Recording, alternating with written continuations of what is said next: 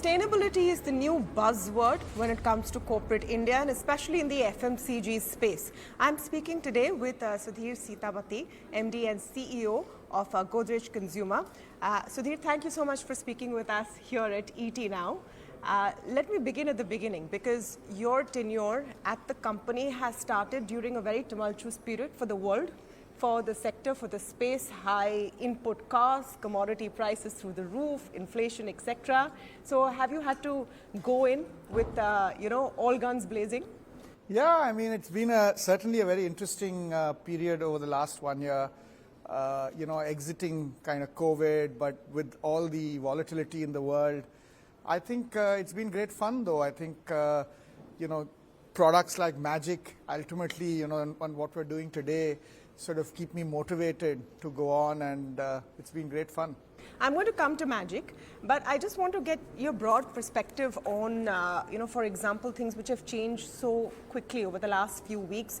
The cooling off in palm oil prices, some cooling off in commodity prices. Is that a huge relief for the space? I think, this kind of volatility, Tamanna, comes and goes in our industry. I've seen it many times in the past. And these are not the long-term determinants of value creation in our industry. So they look very big right now, but in a few weeks, few months, you'll forget about all that. And what remains are solid fundamentals. So, when there was high volatility in commodity, that is not what bothers us too much, because we know that what goes up comes down. So I guess it's been a volatile period, but I mean, things have broadly played out the way I thought they would. No, but the direct impact is when there were high prices, you passed them on. The industry passed them on. Are we going to see the reverse? You see, when prices are high, we don't tend to pass on all of it. I don't know where palm oil prices will settle. We're nowhere near past the kind of inflation that we saw in energy and oil. There's nowhere close to what was passed on. So I think the heat and dust will have to settle, and then, we can decide what to do. I think the important thing is whatever we do, we'll do what is right by the consumer and what is right by the long term. Are you seeing inflation hitting demand? I think there's been an impact of COVID on consumer demand in the country. I think there's been a balance sheet problem at a consumer level. A lot of consumers are in debt. I think a lot of consumers have gone through very difficult periods. And a lot of savings have been depleted during COVID. So consumers are building back savings. I'm hoping that is short term. There is an inflationary impact across the world, actually. I think India, in some sense, has been slightly lower than many other parts of the world. So I think, a combination of this balance sheet problem at a consumer level. Earlier on we had company balance sheet problem, consumer level balance sheet problems, compounded by some level of inflation. But I don't think the level of inflation is something that we've not seen in the past. We've had a period of low inflation, but this isn't unheard of or unseen or unmanageable inflation. So I want to sort of link that into what you've talked about today, and we're sitting in front of that hoarding.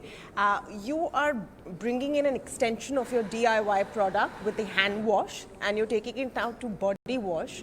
Is your pitching point that it is an affordable option or that it's an eco-friendly option?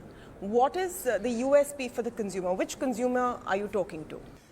I think the interesting thing about the product, Tamanna, is that we're realizing that which is ecological is economical, and that which is economical is ecological. I mean, so they are intertwined in a sense, because Magic is lower cost because it is eco-friendly. It is not lower cost and eco-friendly.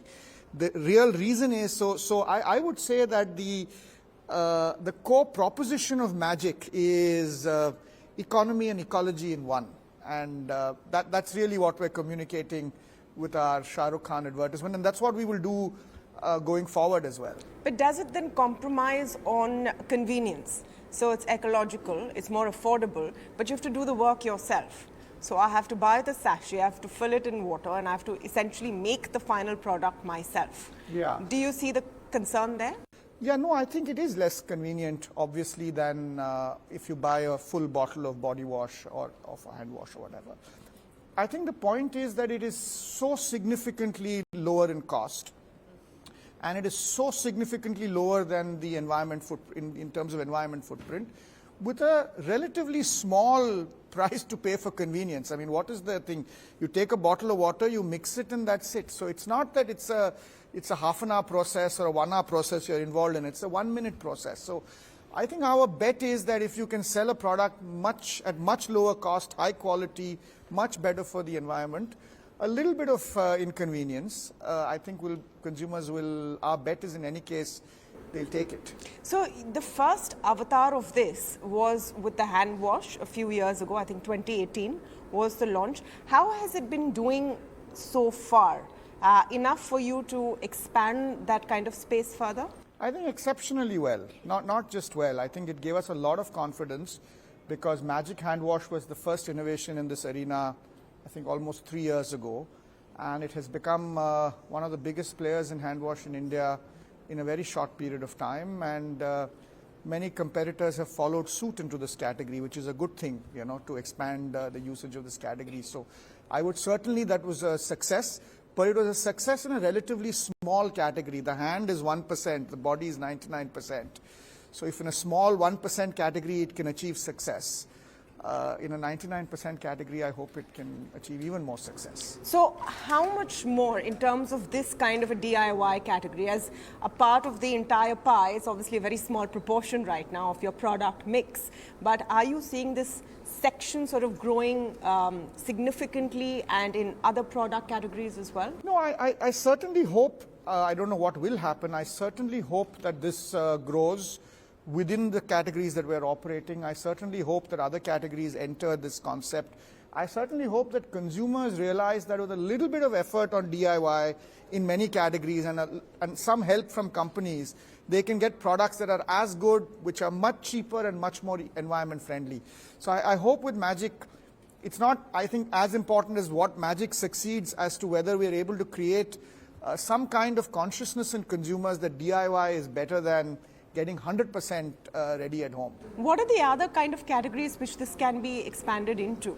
No, I mean, that we'll have to, there are, I think any category which is a dilute category can be concentrated. The short point is, if it's a very dilute, why? I mean, if you have a bottle of juice versus a concentrate of juice, it's a DIY. So there are plenty of categories. There are technical challenges in many categories, which are not that easy to do. We've done it in 2. But I hope over a period of time people solve these technical categories and we don't have aisles full of big bottles and people carrying, lugging bottles. You carry a small sachet, take a bottle at home, any regular plastic bottle you take, mix it and use it. Some would argue that those big bottles are more easily recyclable than those little sachets. That is actually the positioning of some of your other peers, that we'll have better quality recyclable bottles. You're going the opposite route. See, I think, in the whole plastics agenda, I think there is consensus that it is first reduce, then reuse, then recycle. And I think there is consensus across the world that the very first thing to do is to reduce the plastic. And I'll tell you why, which is most products that are recycled in India have a recycling of 1. A bottle gets recycled, let's say, into a shirt made of polyester, and then it goes down the drain. So if you ultimately have a product that uses 5% of the plastic, even if it is not recyclable, and I hope we can make our sachets recyclable and, in fact, biodegradable, even then it's a lot better than using a lot of plastics which theoretically can get recycled. So, and I think there's reasonable consensus that first, Afroz was saying it today, that let's just get conscious of our dustbins every day and see if we can use half the amount of waste in a dustbin.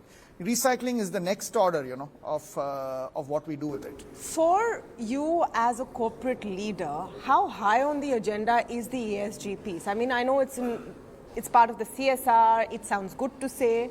It sounds good to shareholders, but the biggest priority post-COVID, one presumes, would be volume growth. Double-digit volume growth is something that, is a stated plan.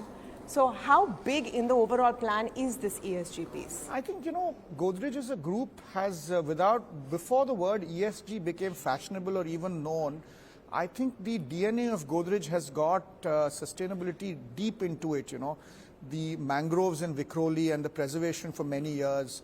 I mean, so many innovations over so many years, it's part of the ethos. And GCPL, we're really proud. We're not the biggest company in India, but we're regularly rated in the top 5 in terms of CSR and sustainability. So I would say that it's high up there in terms of the DNA and ethos of the group. This is a company that has been delivering it for several years. And I hope we do so with products like Godrej Magic. All right. Thank you so much, Sudhir, for Thanks, speaking Tamanna. with us today. See you.